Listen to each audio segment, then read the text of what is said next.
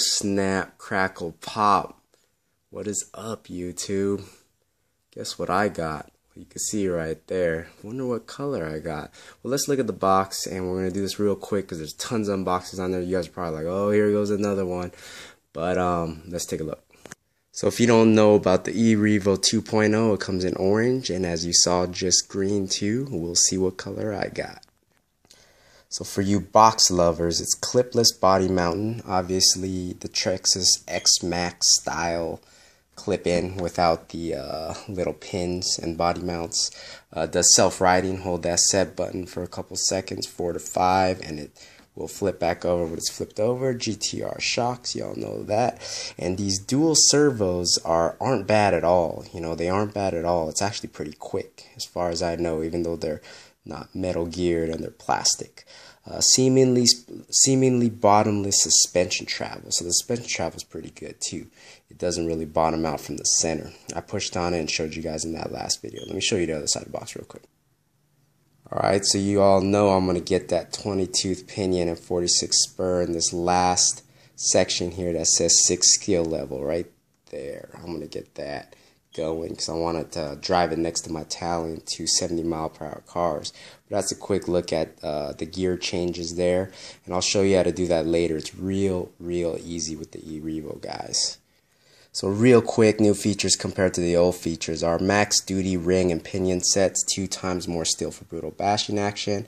Talking about the front and rear bulkheads, which are a little thicker. Compact transmission, 5mm aluminum motor plate, which is a lot bigger too.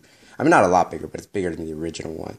You got the X-Max style Mod 1 wide face gears, old A-arms, tougher suspension arms. Obviously, you can see there the old ones are like that, and the new ones are like that, looking like that. Okay, smooth GTR shocks, impact absorbent chassis, which I think is a little bit different according to when I kept watching them. Torque biasing, cush drive, center drive, just like the X-Max right there.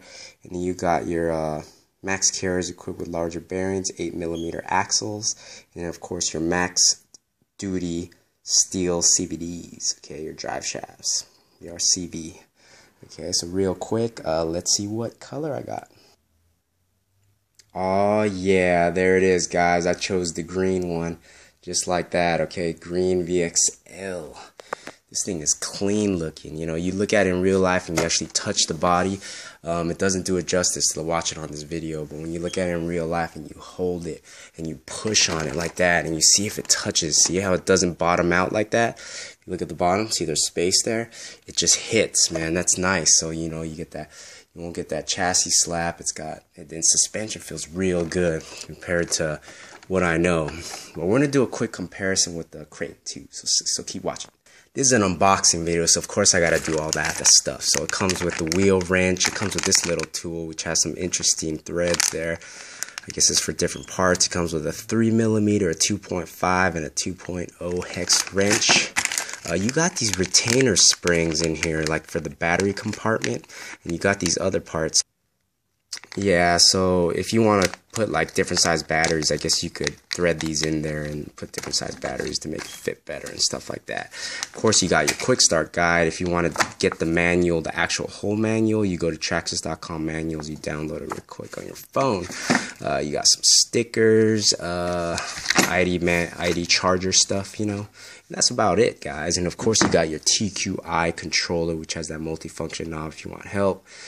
Driving and steering and stuff like that, or doing speed runs. And if you set button, you hold that, it will do the self-riding action. It's got the VXL 6S, not the MXL, which was the Castle Mama Monster 2. Doesn't have that anymore. So you're looking at this new system. Okay, let's look at the guts real quick. Man, I gotta tell you guys something. This body is clean, guys. I'd say looks-wise, compared to all my cars, this has gotta be, like, I'm feeling it the most right now because it's so clean and it's so nice.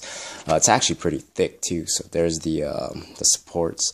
That front part's tight. You know, with the old X-Max, that lid used to pop off if you bash it. This one doesn't have that problem, which is pretty cool what they did.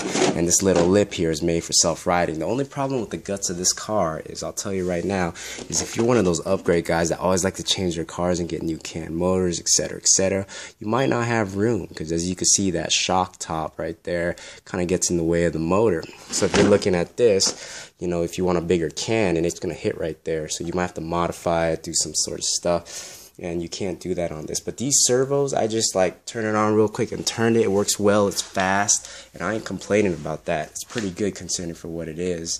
There's the, you know, hubs, wheel mount, different stuff. Oh, I mean body mount, you know. You could change these out if you want the old style pins too and stuff like that. Okay, let's put it next to Kraton because I'm almost done with this. You guys are probably getting bored. Sorry again, but real quick, you see those holes? They're fixed mounted position for the motor plate, which is kind of weird because if you get a 20-tooth pinion with a 54 spur, you don't know if that 20-tooth hole is going to fit. You know, it might only do it with the 46. I'm going to have to download the manual and look at that, because the old one, you just slide it according to how you want, and you manually just do the mesh. But with this one with that fixed hole mounted, I don't know if that's a good thing. But to actually do this, all you do is you take this cover off, boom, a couple screws there. You have no slipper clutch because it's cush drive center diff. And the fluid comes, by the way, with like 1,000,000 weight. So you got 1,000,000 weight, this thing will backflip right out of the box. I just tried it. Punch it, it backflips. So you know, like the BE6S and the Outcast, and they got that wheel. You know, the Outcast, you got to turn with the punch level to do that though. BE6S has that kick to it and just flips, you know. This guy will do that because it's got at least 1,000,000 plus weight in the center. I could feel it. You barely tap the reverse and it just goes straight out of the box, guys. I'll show you guys soon enough. But anyways, yeah, you take this, you adjust the mesh, the motor comes right out. Take this off. There's about 4 screws big and then 4 screws small. Simple. You ain't got to remove the transmission. It's a simple process to do the pinion and the spur, guys. Oh, also real quick, these RC Gear Shop 5000s, and you get real trip on Tire Hobbies, they fit perfectly, by the way, okay, so they're pretty cheap too. Mine's is already puffed up a little bit, but you know, they've been working well. I gotta say they leak a little bit, but they still work well. You guys might have heard me talk about that. I fitted them and they fit, okay. Alright guys, there's the face-off Kraton version 2, ride height from the bottom there, boop, ride height from the bottom there. So this in the middle, it actually gets a little more ride height there, and there's your Kraton. Maybe the 2018 version doesn't, but looking at the guts real quick, comparing that, dude. See, I cleaned it up. I brushed for my last run when you guys saw me do it. Just brushed it clean. Now it's clean as new. And then this is this guy. So let me zoom out. Boom. There's a wheelbase picture from the top there. You know, top down. Yep, top down, top down. Let's back up a little bit. Lengthwise, I'd say they're about the same. They're about the same. You know what I'm saying? So like, let's put the bodies on real quick so you guys get a look. There he goes, guys. Ooh-wee! Look at that green. You know, when I first saw this body, I fell in love with it. I was like, that looks clean as hell. But now you got this, and you're just like, damn, especially from the front. Look at those eyelids there, man. It looks like, you know, it's got, you guys ever see predators bleed? They bleed this color right here. They bleed this color. It's green. So again, predator, you know, linking with me. It's like, it always earns me some style points right there. Just like Italian. Once I get this thing running, we'll probably like compare it with that up gear and see if it could actually run as fast as Italian. I think it will, but we'll see how it handles and stuff like that. But that's just a little quick look at the Kraton and the new e-Revo 2.0.